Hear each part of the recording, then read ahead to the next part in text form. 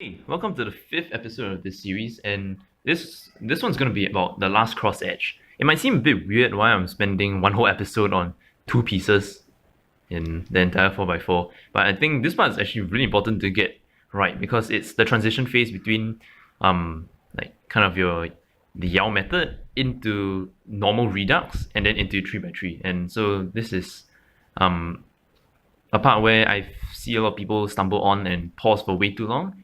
And I think there's some really easy things that you can do to make this transition really smooth. And so firstly, that's going to be looking ahead. When you finish your last two centers, you should already keep in mind where at least one, and in normal cases, you should be able to know where two of your those two pieces of the last edge are.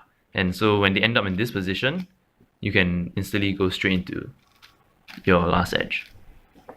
I think it's best to be flexible in the way that you solve your last cross edge. And what I mean by this is whether your cross is on the left or on the bottom face. And this has implications on like the finger tricks that you use and in some cases the solutions that you use to solve the different cases. And I'll be running through some of them in this video.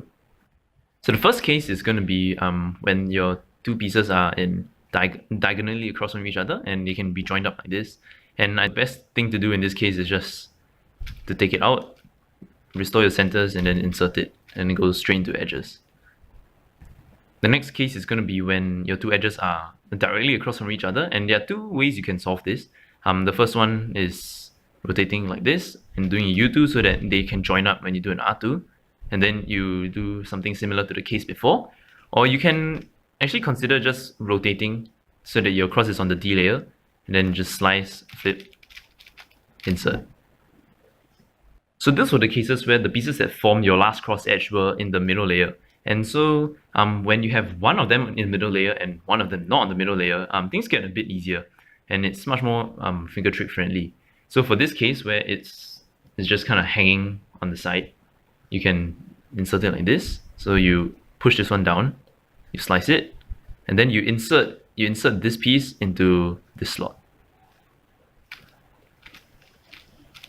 And then you restore your centers, and then you insert it.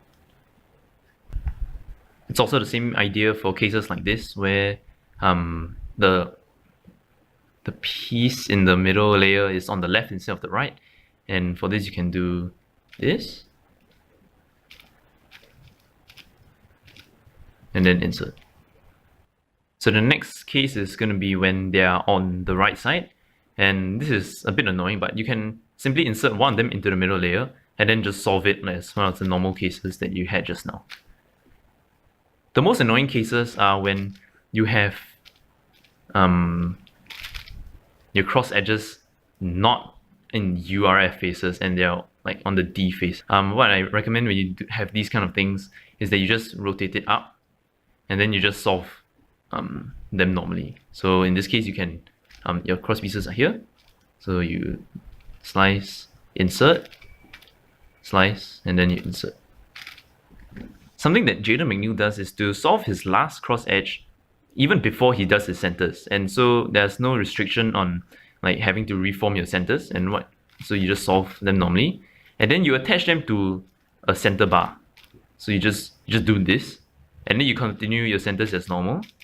So you solve this center, and then you just move on.